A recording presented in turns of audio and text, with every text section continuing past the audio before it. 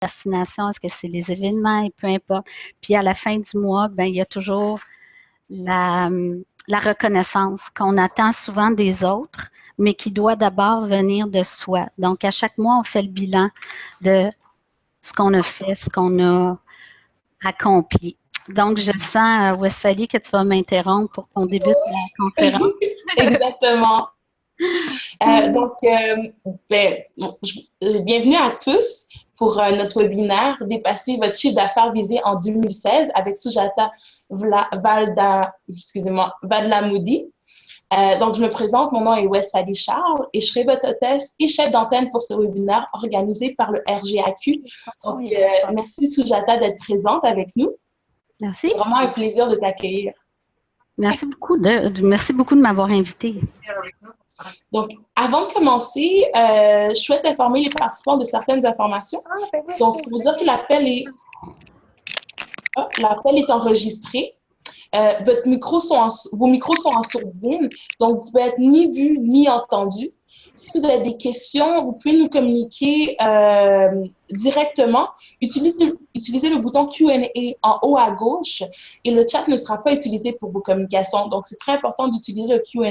Tout au long du webinaire, je vais communiquer avec Sujata pour pouvoir répondre à vos questions. Je vais vous faire une petite présentation de Sujata. Donc, Sujata, au cours des 20 dernières années, a contribué grandement à la transformation des habitudes des Québécois, notamment chez Bell, où pendant 7 ans, elle a géré les communications pour le compte Sympathico. Puis chez Hydro-Québec, où elle a orchestré, entre autres, la transformation du marché de l'éclairage, en introduisant les ampoules fluocompactes dans le marché québécois. Animée par une seule passion, le dépassement de soi, elle quitte son poste de directrice en 2013 pour lancer sa propre entreprise de coaching, Attitude Orange. Aujourd'hui, elle accompagne les gens d'affaires dans le dépassement de leurs limites et donne des conférences en entreprise sur toutes sortes de sujets, dont la gestion du temps. Son agenda Attitude Orange, dont elle nous a parlé un petit peu plus tôt, est un outil qu'elle a développé pour aider les gens à mieux organiser leur vie et aujourd'hui distribué dans la francophonie mondiale. Donc, Sujata, je te cède la parole. Ben, merci Westphalie, merci pour l'introduction. Je vous remercie tous d'être là. Je sais que c'est une période de l'année qui est très, très occupée en ce moment. Donc, merci d'avoir libéré un peu de temps dans votre agenda pour commencer à planifier votre année 2016. Je tiens en introduction à remercier aussi le RGAQ. J'ai été invitée à venir parler ici, puis c'est pour moi la meilleure plage parce qu'en décembre, on est là pour planifier notre année qui s'en vient. Donc, merci beaucoup d'avoir pensé à moi. Comme Westphalie le disait, moi, Attitude Orange, ça a démarré il y a 3 ans. J'étais directrice des communications pour des grandes boîtes et c'est vraiment le dépassement qui m'anime. Donc, Attitude Orange offre des outils qui vont vous aider dans votre productivité et du coaching, bien évidemment, parce que pour se dépasser, il faut souvent défaire des croyances, il faut souvent dépasser ses peurs. Donc, c'est le coaching très souvent qui permet de faire ça. Donc, je vous ai fait une belle promesse en vous invitant à cette conférence-là qui s'intitule « Dépasser votre chiffre d'affaires en 2016 ». Pour donner le ton à la conférence, je vous ai placé une citation de Wolfgang qui dit « Dream no small dreams, for they have no power to move the heart of men ». Donc, pour moi, c'est vraiment une phrase qui dirige tout ce que je fais dans la vie. Si votre vision, elle n'est pas assez grande, vous n'arriverez pas à bouger le cœur des gens. Et ce qui fait vendre aujourd'hui avec tous les médias sociaux qu'il y a, c'est réellement le cœur. On embarque dans des mouvements maintenant. On ne fait plus que acheter des commodités. C'est vraiment toutes les compagnies se battent pour vendre des mouvements. Donc, comment vous allez avoir l'audace de proposer quelque chose qui va attirer les clients vers vous? En coaching, en réseautage, ce que je vois beaucoup, c'est des gens passionnés, mais qui sont un peu débordés, dépassés par ce qui pensent qu'ils doivent faire, ce qu'ils veulent faire, ce qu'ils pensent qu'ils sont capables de faire, puis il y a beaucoup de confusion là-dedans. Donc, aujourd'hui, j'aimerais qu'on sorte du plan d'affaires classique. On s'entend, j'ai 20 ans d'expérience en communication, marketing. Donc, je ne suis pas en train de vous dire de ne pas faire de plan d'affaires. Au contraire, vous devez faire un plan d'affaires qui doit comprendre tous ces beaux points-là, prévision financière, développement des affaires, que ce soit de la vente, du partenariat, des acquisitions, embauche de personnel, objectifs de communication, marketing, publicité, promotion. On a tout ça dans un plan et je suis certaine que tout ça est déjà établi pour vous pour 2016. Là où je veux vous amener, par exemple, c'est derrière ça. C'est dans votre grand plan maître. Donc, je vous ramène à vous, finalement. Je veux qu'on... En fait, c'est ça. Je vous ramène à vous. Je veux qu'on revienne à l'essence. Qu'est-ce qui vous anime? Qu'est-ce qui vous fait lever le matin? Ou peut-être, parce que c'est peut-être votre cas, qu'est-ce qui vous a déjà animé? Puis qui pourrait vous sortir de cet état-là de course contre la montre, d'épuisement, de se sentir dépassé par les événements.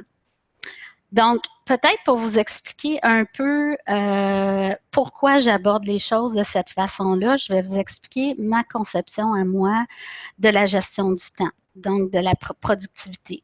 Si on imagine la grande vie comme un bateau, on a la quille du bateau qui est c'est le bateau d'Hugo Boss en passant pour les grandes traversées transatlantiques et on a le capitaine du bateau Hugo Boss qui est bien installé sur sa quille. Pour moi, la quille du bateau, c'est vraiment la clarté de votre vision. OK? Je vous avais parlé de trois points qu'on néglige quand on fait une planification. Puis c'est souvent ça, c'est qu'on ne va pas chercher l'émotion derrière la vision. Et pourtant, la quille d'un bateau, c'est ce qui empêche le bateau de dériver. Quand il y a des courants fort, quand il y a des vents forts. La quille, c'est ce qui garde le bateau stable, droit sur l'eau et qui l'empêche de dériver. Donc, pour moi, le parallèle est clair avec votre vision.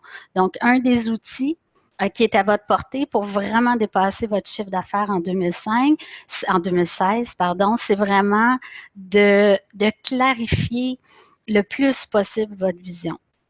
Ensuite, la coque du bateau. C'est votre gestion du stress, des émotions et des distractions. Parce que dès que la coque du bateau est percée, c'est-à-dire si vous n'arrivez pas à gérer les événements, si vous n'arrivez pas à gérer votre stress, vos émotions, c'est comme si votre coque était percée. Alors, peu importe où vous allez vouloir amener votre bateau, si la coque est percée, ça coule. Donc, c'est là où on perd notre force en tant qu'entrepreneur ou en tant que leader. Ensuite, il y a un capitaine sur un bateau et pour vous, le parallèle, c'est les choix et les décisions que vous avez à prendre. Mais pour prendre les bonnes décisions, pour faire les bons choix, bien, c'est clair qu'il faut bien gérer ses émotions, il faut être le plus ancré dans le moment présent. Et tout ça, pour prendre les bonnes décisions, il faut avoir une vision claire. Autrement, on prend des décisions un peu au gré du vent. Ensuite, il y a la voile sur le bateau et la voile prend le vent. Le vent peut arriver de partout. Les vents sont changeants, donc la voile attrape le vent de la bonne façon pour amener le bateau à bon port. Donc, c'est la même chose dans la vie. On se fait bousculer par toutes sortes de choses. Les événements nous arrivent, on s'accroche au passé. Il y a toutes sortes de distractions autour de nous. Donc, il faut que tout le reste en dessous soit solide pour que vos actions au moment présent soient totalement en ligne avec ce que vous voulez. Donc, si on regarde le premier élément qui est votre vision, est-ce que vous vous sentez totalement engagé par rapport à votre vision? Parce que la grande vision, quand on est un entrepreneur, elle doit vraiment se vivre de l'intérieur.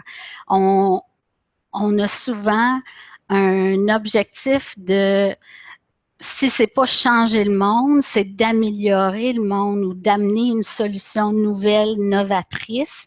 Puis ça, il faut que ça soit très clair pour nous. Il faut y croire à 100%.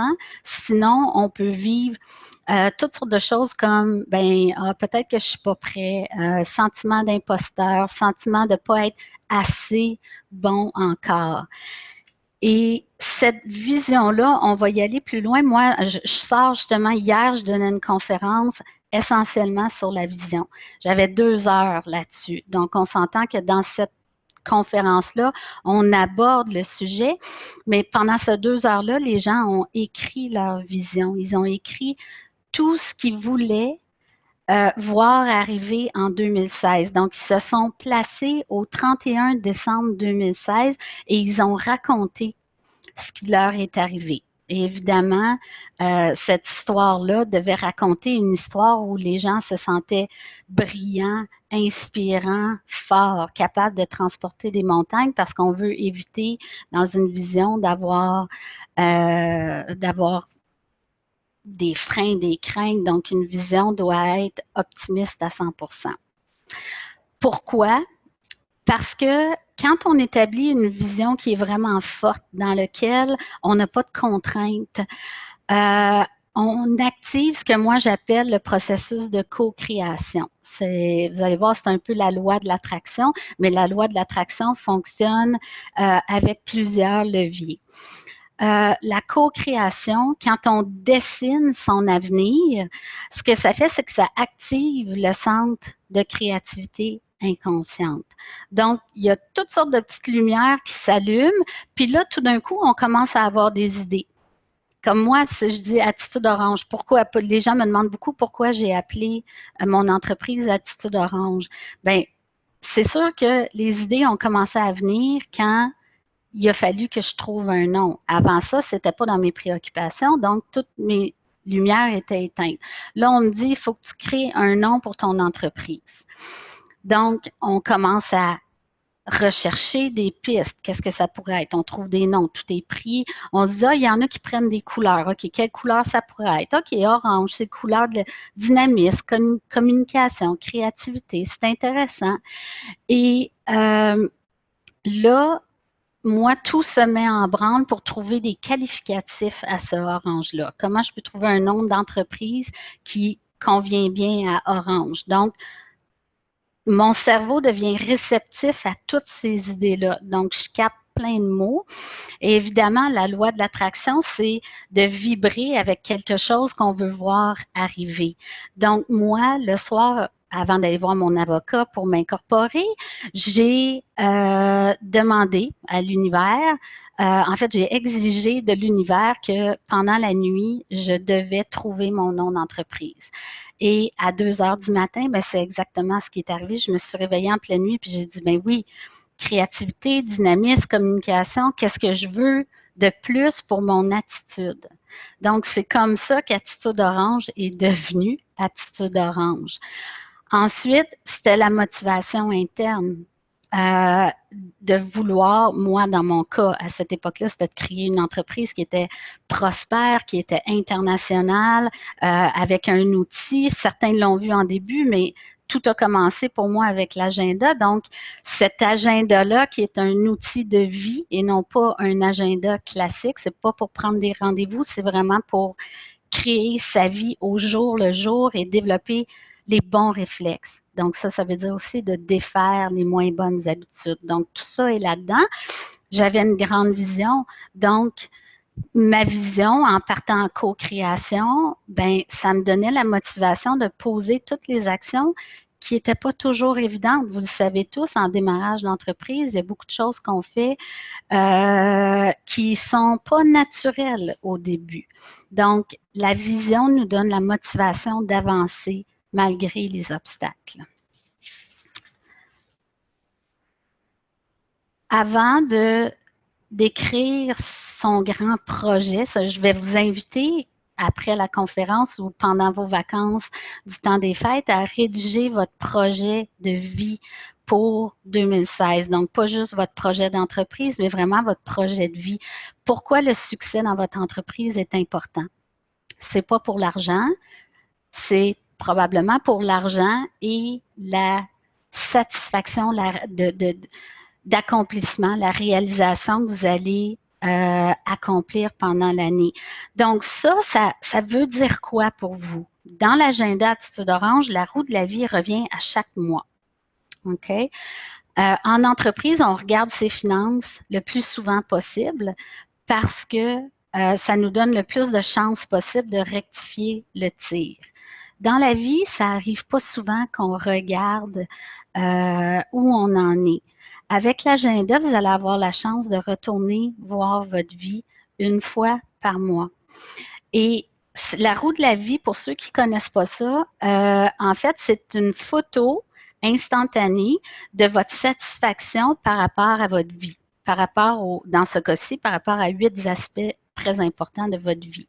Donc, au centre, c'est 0, à l'extrémité, c'est 10. Donc, 0 étant, je ne suis pas satisfait du tout de cet aspect-là, et 10 étant, je suis totalement satisfait de cet aspect-là. Ce qui est intéressant du portrait, souvent les roues sont tout croches, souvent sont très, très près du 0. Découragez-vous pas, c'est tellement pas important. Tout ce qui est important, c'est ce que vous allez faire avec ça. Donc, qu'est-ce qui vous empêche d'avoir un meilleur score?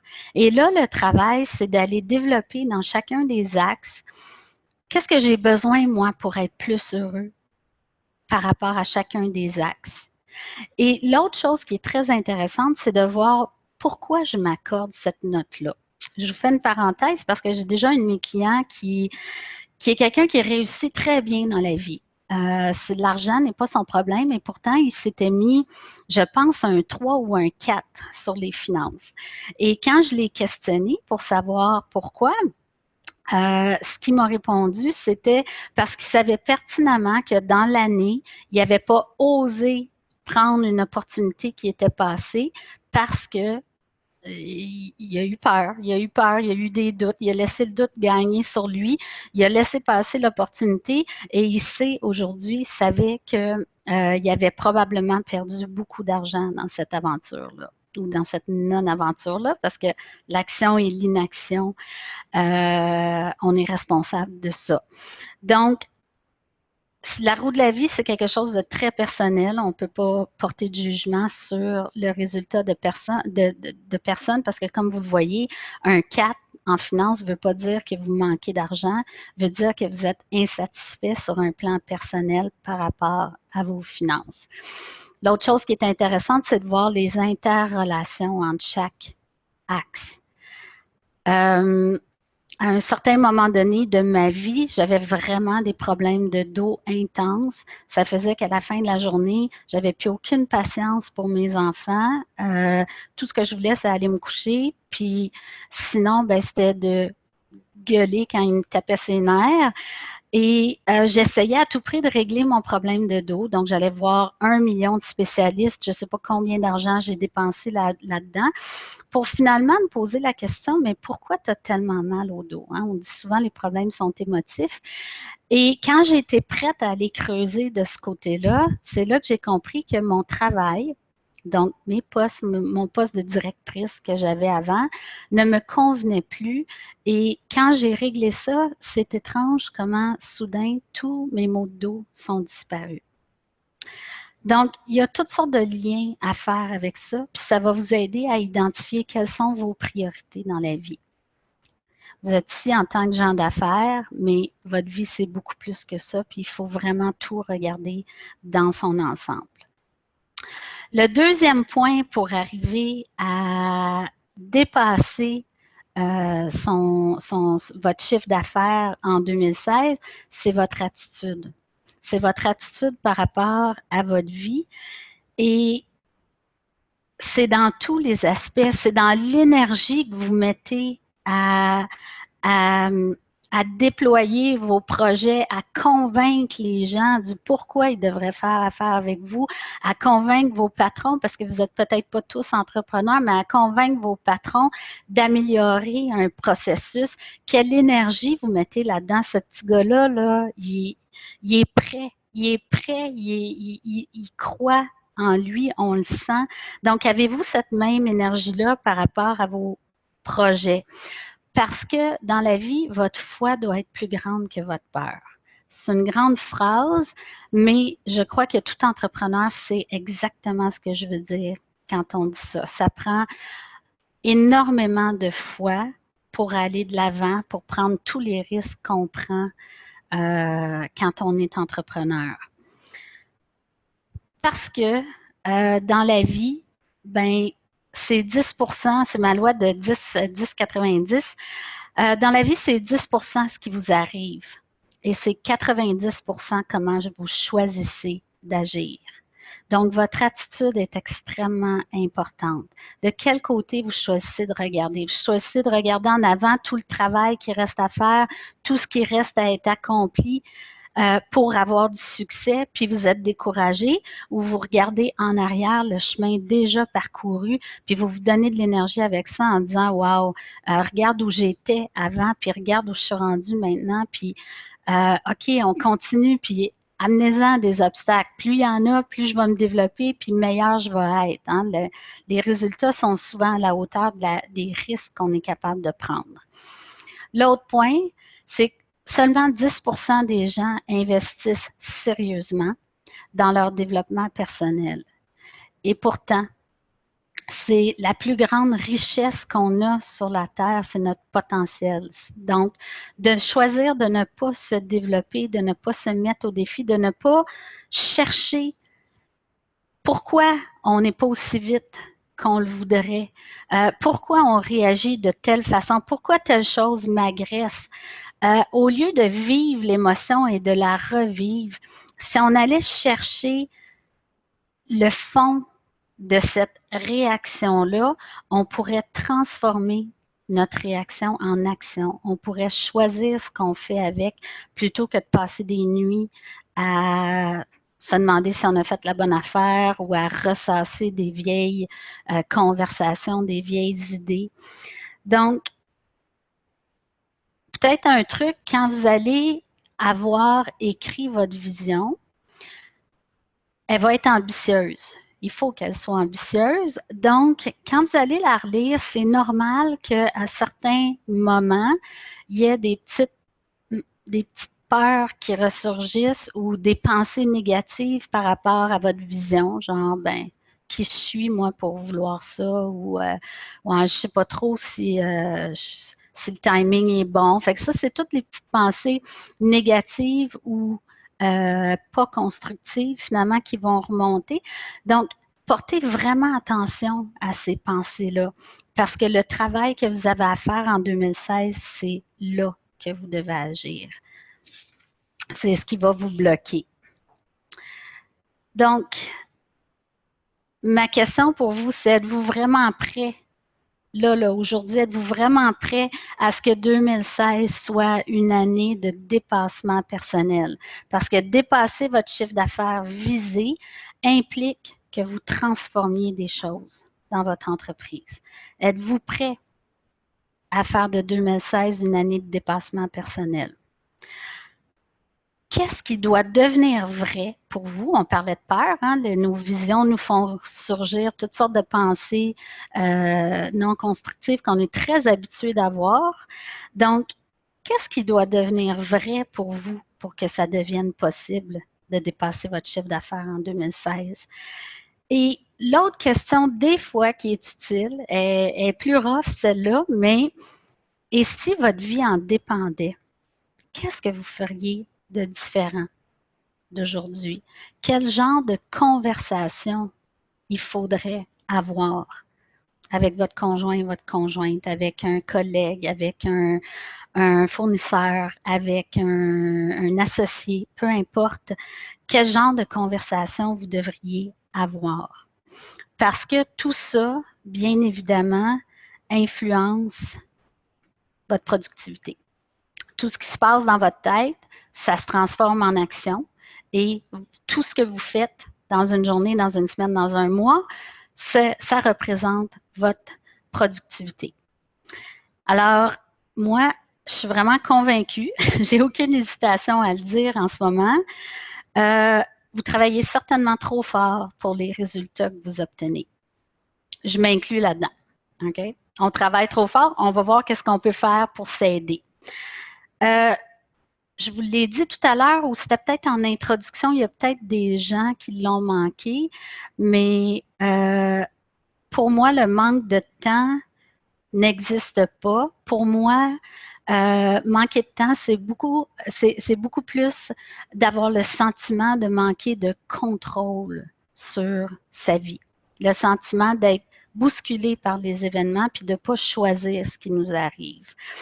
Donc, vous allez comprendre un petit peu mieux pourquoi je dis qu'être occupé tout le temps, être dépassé tout le temps, c'est un peu une forme de paresse. Ce que ça me dit, moi, en tant que coach, si vous vous sentez constamment débordé, c'est parce que vous n'avez pas les bons systèmes en place. C'est parce que vous ne prenez pas les bonnes décisions. Richard Branson gère 300 entreprises. Pensez-vous que vous et moi, on est capable d'en gérer une correctement? Donc, si lui gère 300 entreprises parce qu'il a développé toutes sortes de systèmes, toutes sortes de... En fait, son premier système qu'il a développé, c'est sa prise de décision. Richard Branson doit prendre des décisions extrêmement rapides et il doit vivre avec les conséquences totalement bien. Donc, lui, c'est action-réaction ou action-action.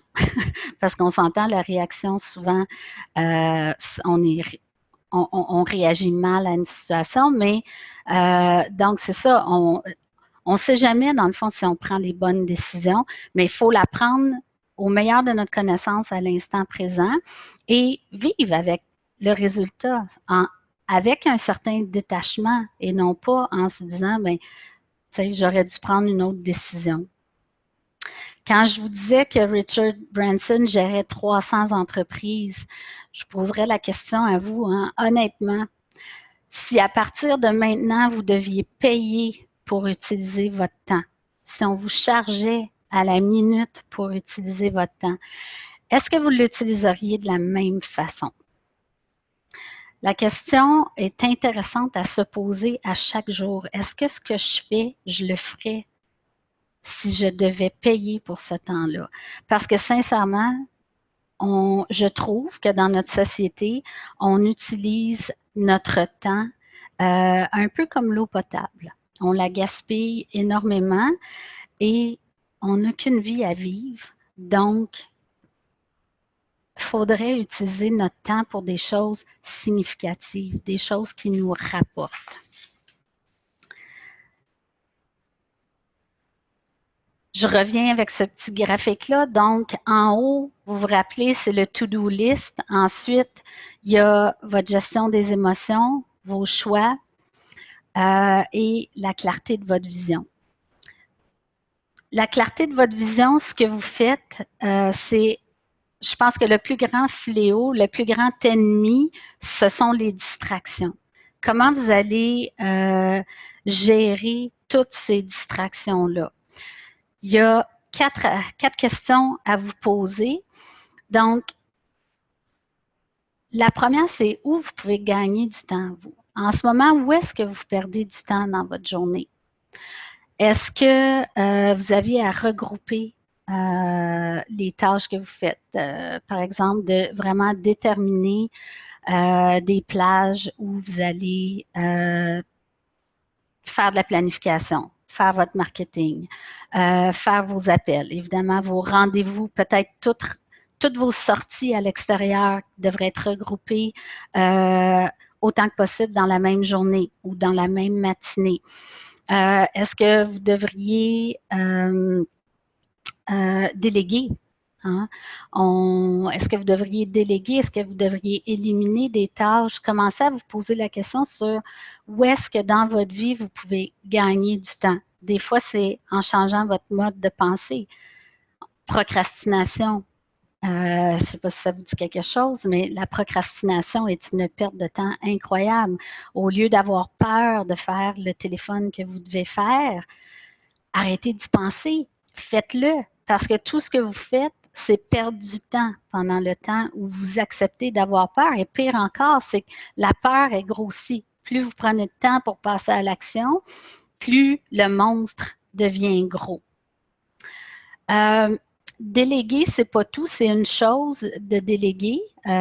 C'est clair que la réflexion à prendre là-dedans, c'est de calculer ce que votre temps vaut par rapport à, si on parle de déléguer, par exemple, à quelqu'un qu'on paye, comme un assistant ou une assistante virtuelle, il faut regarder quel salaire, combien notre temps à nous vaut de l'heure et est-ce que on est prêt à donner une partie de cet argent-là à quelqu'un qui va faire le travail pour nous, alors que nous, on va pouvoir se consacrer à des tâches beaucoup plus importantes qui génèrent plus de sous.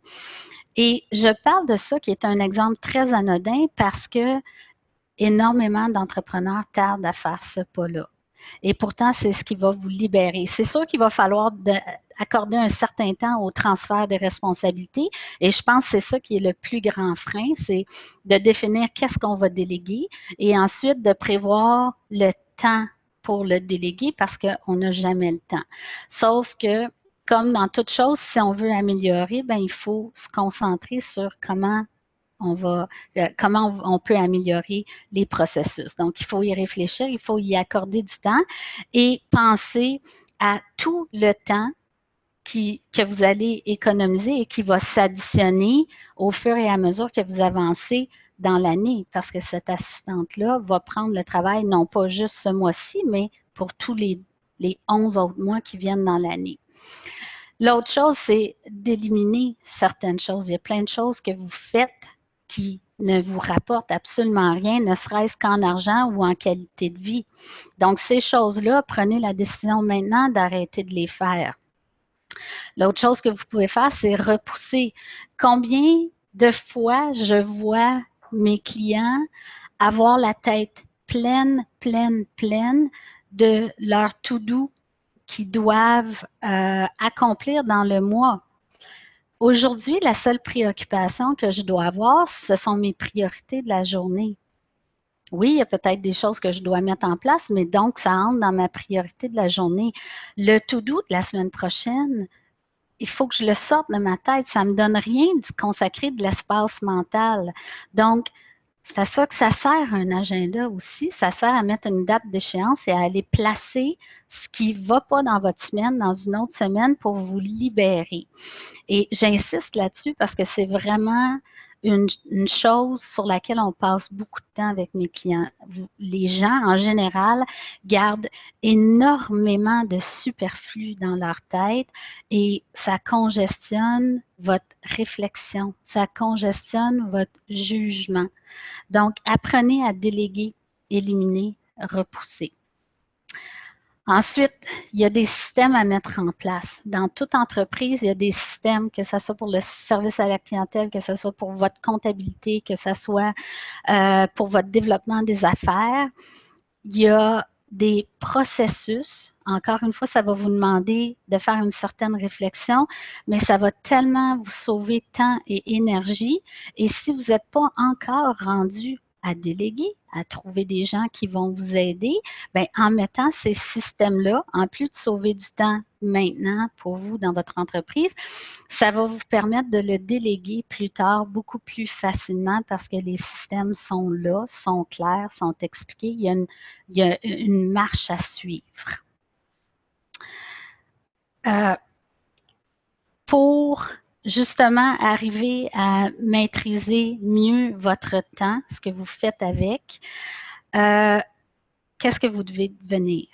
C'est une grande question que vous devez vous poser pour vous transformer, pour devenir la personne productive que vous avez envie d'être. J'ai un petit graphique que j'ai pris de mon Dieu, j'ai oublié son nom, Todd Herman, qui lui l'a pris d'une étude, mais là, je n'ai pas le nom de l'étude, mais il expliquait la perte de temps reliée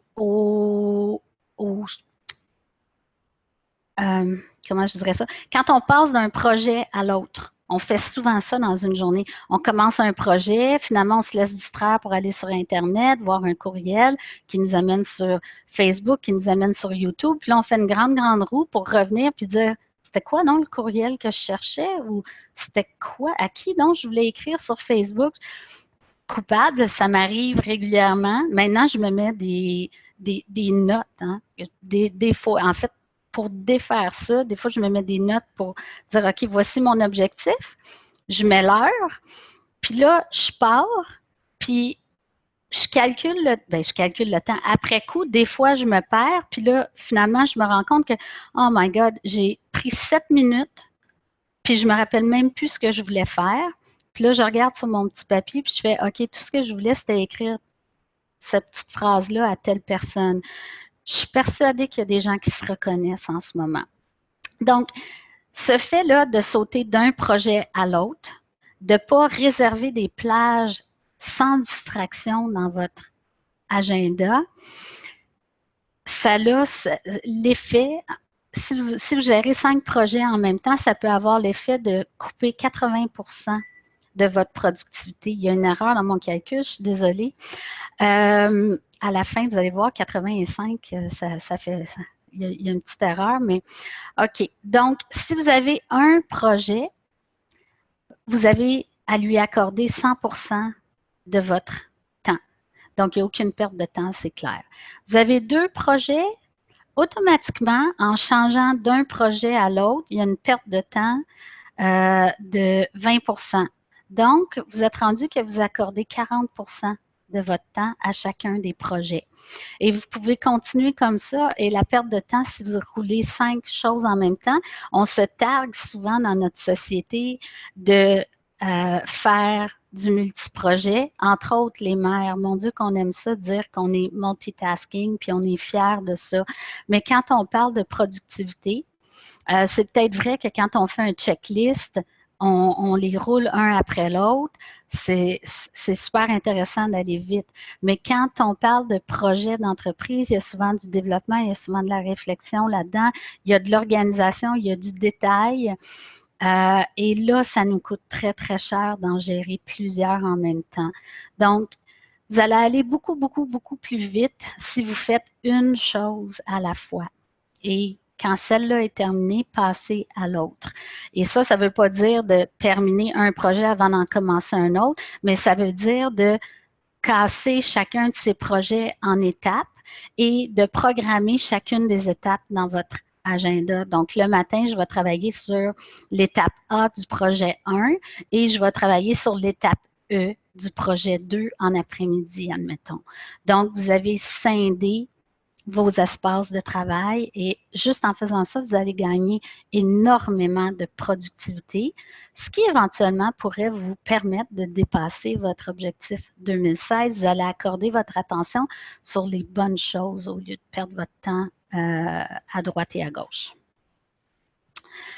Donc, ah oui, je pensais que j'avais enlevé ça. C'est Darren Hardy que je suis régulièrement qui disait que au début, quand on se lance dans la grande aventure de l'entrepreneuriat, on est 10% entrepreneur, 20% gestionnaire et 70% technicien. On veut tout faire. On est très loin de notre Richard Branson dans ce graphique-là. Et à la fin, là où on voudrait se retrouver, là où on doit aspirer à se retrouver, c'est d'être 70% du temps l'entrepreneur qui a la vision, qui est à l'extérieur pour développer ses projets, 20% à l'intérieur de l'entreprise pour gérer l'entreprise et les systèmes et les processus, et 10% technicien parce que le reste va avoir été délégué à d'autres ou éliminé.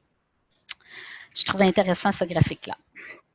Donc, pour vous aider dans votre manque de temps, à quoi devez-vous dire non?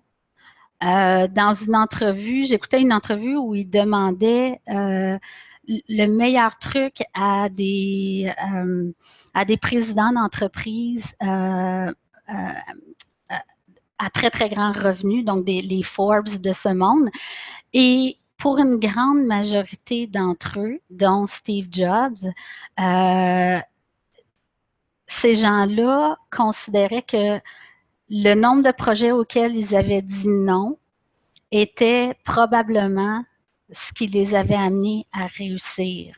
Ça veut dire on focus. On focus sur ce qui est important pour l'entreprise et le reste, on dit non. Choisissez ce qui vous rapporte en argent, bien sûr, mais aussi en qualité de vie. Choisissez les projets, choisissez d'investir votre temps dans ce qui vous rapporte. En fin de compte, tout vous rapporte en qualité de vie parce que l'argent, c'est pour votre qualité de vie aussi. N'hésitez pas à demander de l'aide. On veut tellement travailler solo, c'est fou. Alors que les gens sont disposés à nous aider. Dans le réseautage, on le voit, en tout cas pour ceux qui ont vraiment bien compris comment ça fonctionne, c'est vraiment de l'entraide. Les gens sont disposés à nous donner leurs contacts, à nous référer des gens, à nous offrir des solutions aussi. Donc, allez demander de l'aide. Restez pas avec cette idée préconçue-là que vous devez tout savoir en tant que chef de votre entreprise. On n'a pas besoin de tout savoir, on a juste besoin de bien s'entourer. Formez-vous, éduquez-vous, lisez, abonnez-vous à toutes sortes de sites web où on parle de gestion de temps, justement, mais aussi de gestion des émotions. Engagez des coachs. Moi, cet automne, j'en avais 3 coachs avec 3 fonctions différentes. Là, je suis revenue avec juste une seule, mais dans les 10 dernières années, j'ai toujours eu au moins un coach. C'est important pour moi, je veux me dépasser en tout temps. Je suis consciente de mes faiblesses, quoique je mets un bémol, parce que très souvent, mes faiblesses, c'est ce qui a fait que j'étais inspirante pour les gens. Donc, mes faiblesses ne sont pas toutes des vraies faiblesses, mais celles, du moins qu'ils l'étaient, pour vrai dans mon entreprise, ben je travaille. C'est pas pour rien maintenant, mon agenda, il est distribué à Tahiti, il est distribué à Londres, il est distribué en Belgique, en Suisse, en France. Il voyage partout. Pourquoi? Parce que je repousse mes limites tout le temps. Et oui, faites-vous challenger. Faites-vous challenger par un coach s'il le faut, mais par vos collègues pour demander aux gens de vous mettre au défi. Sortez de votre zone de confort. J'ai une règle d'or à laquelle je ne dérogerai jamais. Et pour moi, l'étape la plus cruciale, quand je n'obtiens pas les résultats que je veux, donc vous pouvez transposer cette phrase-là, quand vous n'obtenez pas les résultats que vous voulez, vous êtes définitivement une composante du problème. Donc, quand les choses ne fonctionnent pas comme vous le voulez, cherchez pas d'abord à l'extérieur ce qui ne fonctionne pas. Cherchez à l'intérieur. Où est-ce que ça bloque? Qu'est-ce que je peux faire différemment pour faire avancer les choses? Donc, je pense qu'avec cette phrase-là, vous voyez très bien pourquoi le motto de Attitude Orange, c'est changer votre attitude, changer votre vie. Je respire. Je respire cette phrase-là. Je pense vraiment qu'en changeant qui on est, en changeant ce qu'on fait, c'est clair qu'on va changer tous les résultats qu'on obtient dans la vie. On approche de la fin, je ne sais pas, il est quelle heure? 43. L'agenda Attitude Orange est disponible si jamais ça vous intéresse pour 2016, d'apprendre à vous dépasser, à mieux vous connaître. L'agenda est disponible chez Archambault, chez Renaud-Bré, dans certains bureaux en gros. Faites attention, il est disponible dans 10 bureaux en gros. Cette année, Bureau en gros fait un pilote, donc ils ont choisi 10 bureaux en gros. Appelez avant si vous voulez l'acheter là. Et sur pomango.ca aussi. Donc, il est 29 $ plus taxes. Pardon, on va passer peut-être à une période de questions, mais juste avant, je voulais vous laisser mes coordonnées pour qu'on reste en contact. Si jamais vous voulez les acétates, je pourrais vous les faire parvenir. Vous pouvez évidemment me contacter via mon Facebook. Venez aimer la page Facebook Attitude Orange. Il y a mon site internet attitudeorange.com et allez vous abonner à mon infolette sur attitudeorange.com. Il y a une zone pour vous inscrire à mon infolette. Donc, vous allez être au courant de tout ce que je fais en 2016 et de tout ce que je pense aussi parce que mon infolette est aussi le reflet de mon blog. Dernière chose que je voulais vous dire, c'est si jamais vous avez vraiment envie d'être challengé dans vos objectifs 2016, je vous propose d'aller cliquer sur mon site web. Vous allez voir au bas de l'écran, il y a une session de coaching éclair gratuite. C'est un 30 minutes où vous allez avoir à remplir un mini questionnaire.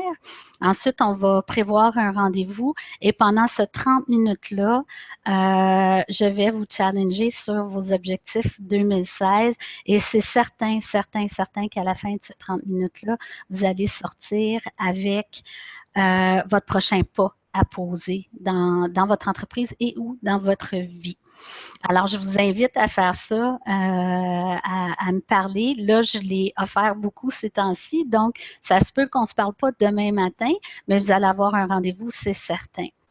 Donc, Westphalie, je vois que tu es là. Est-ce que tu as vu des questions à l'écran? Non, il n'y a pas de question, mais j'invite les participants à en écrire. N'hésitez pas. C'est sur le Q&A en haut à votre gauche.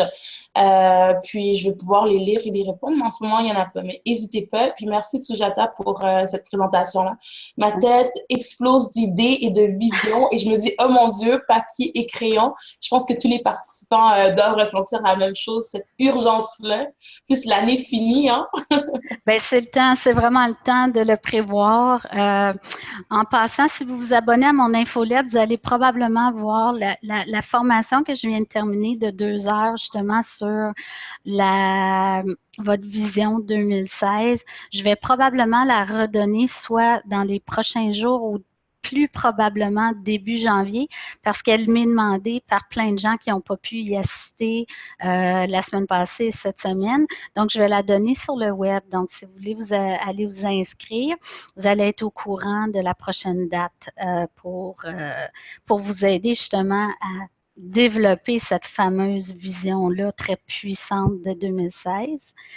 Puis, peut-être que vous n'avez pas de questions, peut-être que vous avez des commentaires aussi, des réflexions à me transmettre via Westphalie. Donc, n'hésitez pas aussi. Je suis toujours curieuse de voir ce qui se passe dans vos têtes quand un webinaire, c'est pas évident. Hein? C'est pas évident pour celles qui la donnent parce qu'il n'y a aucune interaction avec les gens. Donc, on prend les commentaires si on peut les avoir. Ah, j'ai un commentaire de Jacques Hébert, très pertinent comme présentation. Merci Jacques, très grand compliment venant de ta part. Tu le connais. Je connais bien Jacques. Claude Desjardins, quelle est la façon idéale de procéder pour simuler des modules de travail dans une journée? Moi, j'y vais de façon très personnalisée parce que je pense que ça dépend de ta capacité de concentration. Je tutoie parce que je connais Claude aussi. Donc c'est vraiment selon ta capacité de te concentrer. Est-ce que les gros projets devraient être pris le matin? Est-ce qu'ils devraient être pris l'après-midi? Dépendant du type de travail que tu fais aussi, est-ce que c'est plus facile d'être en rencontre client le matin? Donc, automatiquement, ça déplace les plages de travail, si on parle de planification ou de développement de projet, ça les déplace automatiquement en après-midi. Donc ça, pour moi, j'ai pas de recette toute préparée, mais c'est des choses sur lesquelles on travaille en one-on-one avec un client. On regarde qu'est-ce qu'il y a à faire, puis on vient placer les plages aux bons endroits. On regarde tout le gaspillage de temps. Souvent, le gaspillage, moi je dis toujours, c'est des pleurs d'oignon. On pense qu'on fait bien les choses, puis quand on a un regard extérieur, on découvre que, ah ouais, ça, on pensait pas que c'était un problème dans notre gestion de temps, mais finalement, ça le devient pour plusieurs raisons. Il y a des habitudes qu'on a qu'on questionne pas du tout. C'est comme ça qu'on l'a toujours fait, puis on continue à le faire. Mais il y a la vie qui change aussi des fois. Puis là, tout d'un coup, il n'y a plus rien qui est adapté. Je prends l'exemple le plus facile. Quand on n'a pas d'enfant, on peut vivre d'une certaine façon. Et quand on a un enfant, du jour au lendemain, tout doit changer. Dans la vie, il y a plein de situations qui ne sont pas nécessairement des enfants, mais qui nous obligent à tout revoir, nos horaires. Donc, ce n'est pas quelque chose de statique, c'est quelque chose sur lequel on doit travailler en permanence. J'aurais une question pour toi. Oui. C'est moi qui pose la question. Comment on fait, par exemple, si, je veux dire, chacun de nous, je pense qu'on a déjà mis des objectifs en place sur 1 an, 2 ans, 5 ans, 10 ans, ou pas, ou ça va arriver après cette merveilleuse présentation. Mais comment faire après, quand tu as établi des objectifs, de les reviser? Je ne sais pas si c'est clair, après 1 an ou 2 ans, c'est bon de reviser les objectifs, mais quelle est la manière la plus efficace de le faire? La première chose que je te poserais, c'est est-ce que tu es à l'aise, toi, de faire ta vision 5 ans? Ouais, je l'ai faite. Je suis très bonne dans tout ce qui est relié au temps, dans 1 an, 5 ans, 10 ans. Oui, je l'ai faite. OK. Parce Prenez que mon exemple, chers participants. Ben, je vous ai parlé de Todd Herman tout à l'heure et c'est très drôle parce que lui commence sa présentation en disant moi, les visions 5 ans, on oublie ça. Maintenant, la technologie change tellement vite, notre monde change tellement vite que dans 5 ans, la façon dont on travaille aujourd'hui, ça fonctionnera plus. Donc, il fonctionne plutôt en plan 90 jours. On va nuancer ça parce qu'en plan 90 jours, je pense que ça prend un plan à plus long terme aussi. Moi, c'est clair que oui, j'ai une vision dans 10 ans où je vais être, mais je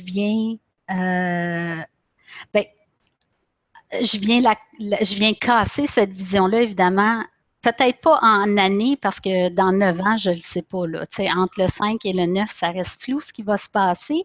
Mais oui, après ça, on peut scinder ça en corps. Mais pour répondre précisément à ta question qui est comment on suit, écoute, il y a plein. Jacques Hébert est là, Jacques, avec ses Go Clubs qui sont absolument fantastiques. Il propose de faire un tableau de vision. On fait ça dans le Go Club, on découpe notre tableau de vie. Puis c'est un exercice relativement anodin, relativement quétaine pour certaines personnes, mais ça, c'est quelque chose qui te permet tu le gardes, ton tableau de vie, c'est des images qui sont collées, c'est la représentation de ta vision sur 1, 5 ou 10 ans, et ça reste. Donc, tu es en mesure de retrouver ça. Tu sais. John Assaraf, qui est quand même assez connu à travers le monde, qui a participé au livre Le Secret, il disait qu'il avait sorti à un moment donné dans des vieilles boîtes un tableau de vision qu'il avait fait dans la vingtaine, ou en tout cas, puis il y avait sa maison de rêve et il réalise peut-être 20 ans plus tard que la maison dans laquelle il vit ressemble étrangement à celle du tableau de vision. Puis plus près de moi, j'ai une cliente qui l'a faite l'année dernière et elle est soudainement déménagée en Autriche. Elle est d'origine autrichienne, mais elle ne pensait pas retourner. Et quand elle a loué sa maison en Autriche, elle s'est aperçue que c'était exactement la maison qu'elle avait mise sur son tableau de vision. Donc, c'est une des façons de regarder son avancement. Je pense que la plupart des gens gardent leur agenda aussi. Souvent, on le garde pour trouver nos preuves de rendez-vous et tout ça, que ça soit pour des raisons comptables ou des raisons pour retourner voir ce qu'on a fait. Mais par exemple, dans l'agenda Attitude Orange, la vision 2016, elle est écrite. Le bilan 2015, il est écrit. À chaque mois, à chaque fin de mois, il y a ma progression dans le mois. Donc, ce qui est écrit ici, c'est quels ont été vos accomplissements pendant le mois. quel bienfait ça m'a apporté, quelles sont les pistes d'amélioration, et je reviens avec la roue de la vie. Donc, juste avec ça,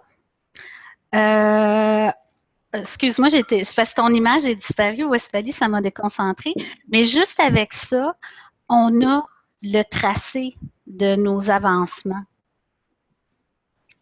Donc, j'espère que c'est un détour long, mais est-ce que ça répond à ta question?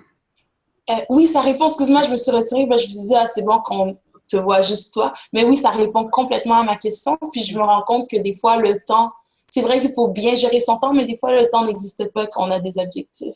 Ça peut se transposer ou arriver dans 6 mois, 1 an, 5 ans, mais le plus important, c'est de le savoir, de réaliser c'est quoi qu'on veut. Puis, si ça arrive plus rapidement, c'est merveilleux aussi.